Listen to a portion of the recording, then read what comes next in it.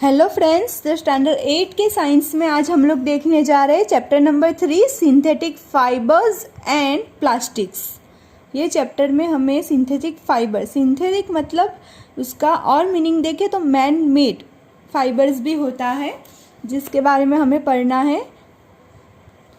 The clothes which we wear are made of fabrics. जो हम clothes पहनते हैं वो एक फैब्रिक में से बना है। ये जो फैब्रिक्स है वो फाइबर में से बना है, और ये जो फाइबर है वो नेचुरली भी ऑब्टेन होते हैं या तो फिर आर्टिफिशियल सोर्सेज भी हो सकते हैं।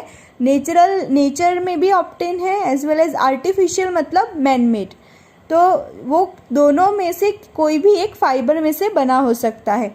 तो क्या आपको पता है कि नेचुरल फाइबर्स कौन कौन से हैं?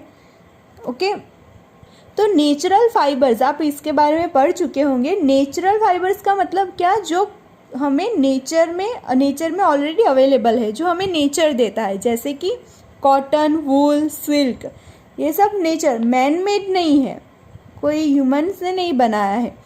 तो fibres are also use for making a large variety of household articles. तो ये जो फाइबर्स है वो बाकी हाउस होल्ड आर्टिकल्स बनाने में बहुत सारा यूज़ होता है। तो आपको यह टेबल 3.1 में ऐसे कॉमन आर्टिकल्स के नेम लिखने हैं, और वो नेचुरल फाइबर से बना है कि आर्टिफिशियल फाइबर्स, उसका लिखना है, यानी कि type of fibre.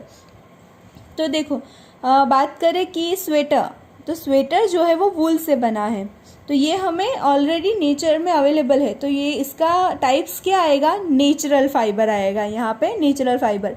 Next is raincoat. तो रेनकोट जो बना है वो कोई नेचुरल फाइबर से नहीं बना है, वो पॉलिएस्टर, नायलॉन, वो सब मिक्स करके बना है, तो उसका टाइप्स क्या आएगा? आर्टिफिशियल। Third is silk. तो सिल्क का जो क्लोथ्स होते हैं, जैसे कि सिल्क साड़ी होती है, ओके, कई ऐसे सारे आर्टिकल्स बनते हैं, तो उसका टाइप्स क्या आएगा? नेचुरल फाइबर, यहाँ पे नेचुरल आएगा वहाँ। तो नेचुरल फाइबर, तो ये इससे आपको यही समझाना चाहते हैं कि there are two types of fibre, one is natural and second is artificial fibre. तो एग्जाम्पल्स भी दिए हैं यहाँ पे कि नेचुरल फाइबर्स जैसे कि कॉटन, वूल, सिल्क, ये सारे नेचुरल में, क्योंकि नेचर ने दिया है हमें। हम ह्यूमंस जो है, मैन जो है, वो उसको बनाने नहीं गए हैं, वो नेचर में अवेलेबल है इसीलिए। और वो जो है वो प्लांट्स या एनिमल्स, इसमें से मिलता है हमें, हम नहीं बनाने गए हैं इसको।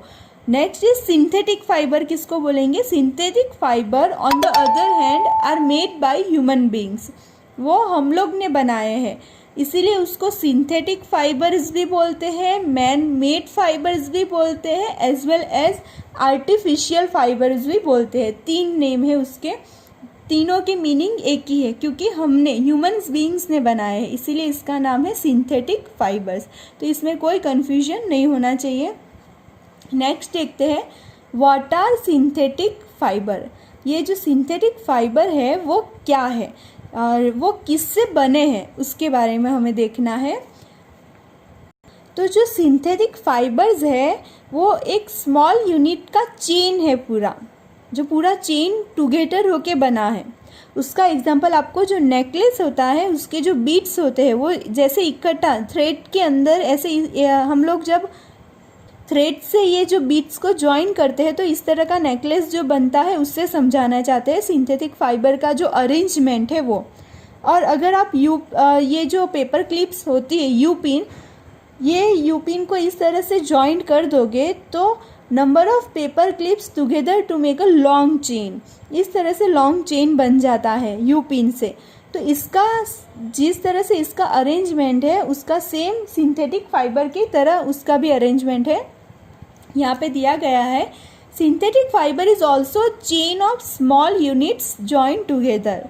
सिंथेटिक फाइबर का अरेंजमेंट भी इसी तरह से, स्मॉल यूनिट का जो चेन बना है वो इकट्ठा होकर ये बना है। And each small unit is actually a chemical substance. और ये जो स्मॉल यूनिट्स है, जैसे कि हम यहाँ पे एक बीड्स की बात करें तो वो भी, ये जो सिंथेटिक फाइबर है ऐसे स्मॉल यूनिट से बना है, ओके, चैन से। तो एक जो स्मॉल यूनिट की बात करें वो एक्चुअली केमिकल सब्सटेंस है। and many such small units combine to form a large single unit which is called polymer। और इस तरह से छोटे छोटे छोटे जो यूनिट्स हैं वो कंबाइन होंगे और एक पूरा लंबा चेन बनेगा और जिसको हम बोलते हैं पॉलीमर। और ये जो पॉलीमर वर्ड है वो ग्रीक वर्ड से आया गया है। टू ग्रीक वर्ड से पोली का मीनिंग है मैनी एंड मर मीनिंग है पार्ट या तो यूनिट, मैनी पार्ट और unit. So polymer is made of many repeating units. इस तरह से जैसे बीट्स एक के बाद एक रिपीट होते जा रहे हैं, इसी तरह से जो पॉलीमर है वो इसी तरह का एक रिपीटिंग यूनिट है। तो इससे आपको ये सिंथेटिक फाइबर का अरेंजमेंट समझाना चाहते हैं। तो इस तरह का जो पॉलीमर है वो सिर्फ सिंथेटिक में नहीं, नेचर में भी अवेलेबल है। जैसे कि हम बात करें कॉटन, जो सेल्यूलोज, कॉटन जो है वो सेल्यूलोज से बना एक पॉलीमर है और ये जो सेल्यूलोज है वो is made up of large number of glucose unit. जो ग्लूकोज यूनिट, छोटे छोटे ग्लूकोज यूनिट इकट्ठा होकर एक सेल्यूलोज बनता है।